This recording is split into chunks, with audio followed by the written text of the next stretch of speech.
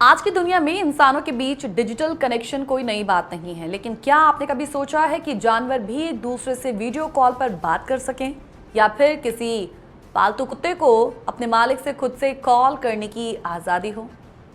अभी तक आपको ये सिर्फ कल्पना लगती होगी, अब ये कल्पना नहीं है बल्कि एक उभरती हकीकत है। जी हाँ, आप सही सुन रहे हैं। ग्लासगो यूनिवर्सिटी के रिसर्चर जानवरों और इंसानों के बीच कम्युनिकेशन की खाई को पाटने के लिए डिजिटल तकनीकों का इस वक्त उपयोग कर रहे हैं और इन कोशिशों में डॉग्स के लिए वीडियो कॉल, पैरट्स के लिए इंटरैक्टिव टच स्क्रीन और चिड़ियाघरों में बंदरों और लंगूरों के लिए ऑटोमेटेड सेंसिंग सिस्टम शामिल हैं। इस प्रोजेक्ट को वैज्ञानिक एनिमल इंटरनेट की नींव के रूप में इस वक्त देख रहे हैं, जहां जानवर न केवल इंसानों से कम्युनिकेट कर सकेंगे बल्कि अन्य प्रजातियों से भी वो जुड़ सकेंगे। ये परियोजना केवल एंटरटेनमेंट या एनरिचमेंट एक्टिविटीज तक सीमित नहीं है। इसका उद्देश्य जानवरों को अपने आसपास के एनवायरनमेंट पर अधिक कंट्रोल और फ्रीडम देना है। जैसा कि रिपोर्ट किया गया है, ये रिसर्च एनिमल वेलफेयर के एक ऐसे पहलू को एड्रेस करता है जो अक्सर अनदेखा रह जाता है, जानवरों की मेंटल एंड सोशल नीड्स।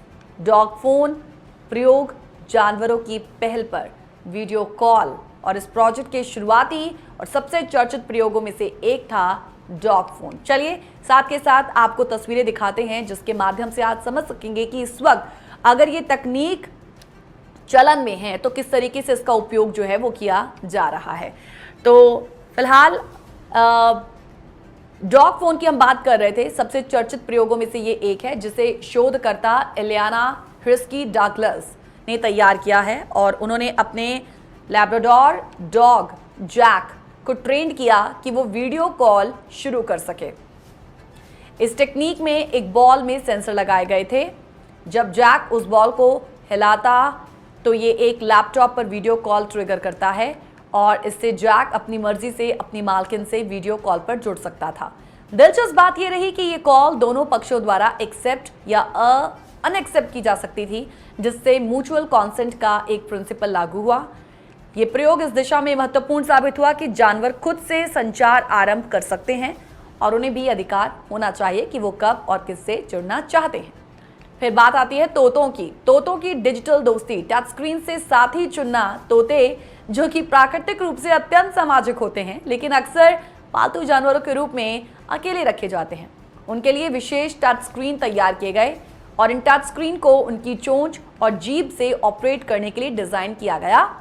ये एक परीक्षण में 26 पालतू तोतों को ये सुविधा दी गई कि वो स्क्रीन पर अन्य तोतों को चुनकर वीडियो सेशन शुरू कर सकें।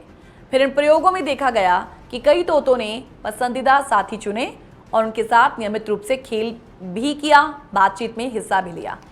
ये वीडियो कॉल्स कुछ मिनटों तक चली और उनमें जो तोते थे वो अपनी आवाज़ों में संवाद करते नजर आए। तोतों के मालिकों ने रिपोर्ट किया कि जब उनके पालतू पक्षियों को अन्य तोतों से जुड़ने का एक मौका मिला तो वो ज़्यादा हैप्पी थे और ज़्यादा एक्टिव दिखाई दे गए। ये प्रोजेक्ट अब केवल पालतू जानवरों तक सीमित नहीं है, इसका जो विस्तार है वो अब चिड़ियाघरों में भी किया जा रहा है, बंदरों और लंगूरों तक। और इन जानवरों के लिए ऐसी डिजिटल प्रणालियां तैयार की गई हैं जिनसे वो खुद से साउंड, खुशबू या वीडियो ट्रिगर कर सकते हैं और इस तरह की तकनीकें न केवल उनके रोज़मर्रा के वातावरण को समृद्ध बनाती हैं बल्कि उनकी जो कॉग्निटिव एबिलिटी है उसको भी मान्यता देती हैं। फिलहाल रिसर्चर्स का कहना यह है कि ज़्यादा से ज़्यादा कैप्टिव एनिमल सिस्टम केवल भोजन और शारीरिक देखभाल तक सीमित रहते हैं, जबकि जानवरों की मानसिक और जो सामाजिक आवश्यकताएं हैं उनको भी उतनी ही गंभीरता से लिया जाना चाहिए। तो इस परियोजना को 1.5 मिलियन यूरो यूरोपीय रिसर्च काउंसिल ग्रांट का समर्थन प्राप्त है और इलियाना ह्रिस्की डगलस और उनकी टीम अब नॉर्मल कॉल से आगे बढ़कर अधिक इंटरैक्टिव सिस्टम पर काम कर रही हैं और उनका एक सपना है कि पालतू जानवर और कैप्टिव जानवर भविष्य में दुनिया भर में अपने जैसे अन्य जानवरों से जुड़ सकें।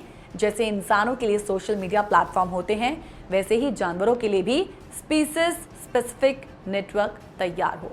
ह्रिस्की डगलस के वर्ड्स में अब असली चुनौती ये है कि हम ये रीडिफाइन करें कि जानवर किस तरह से अपने पर्यावरण पर नियंत्रण लागू कर सकते हैं।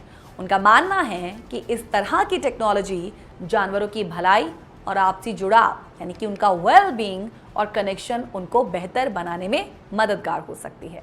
सो कंक्लूजन ये है कि सवाल है कि क्या आने वाला समय है एनिमल इंटरनेट का।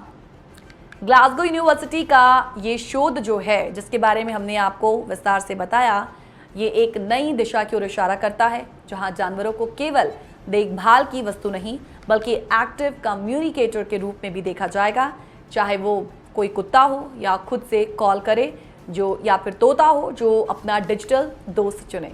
तो ये पूरी सोच जानवरों के ऑटोनॉमी की ओर इशारा करती है और इस प्रोजेक्ट के जरिए हम एक ऐसे युग की ओर बढ़ रहे हैं जहां इंसान और जानवर समान स्तर पर संवाद कर सकेंगे तकनीक के माध्यम से, लेकिन संवेदना होगी और उसमें समझ होगी, यानी कि संवेदना और समझ के साथ तकनीक के माध्यम से ये जानवर, ये पक्षी भी अब एक दूसरे के साथ, अपने साथियों के साथ वार्तालाप कर सकेंगे। सोचो वो दुनिया कैसी होगी।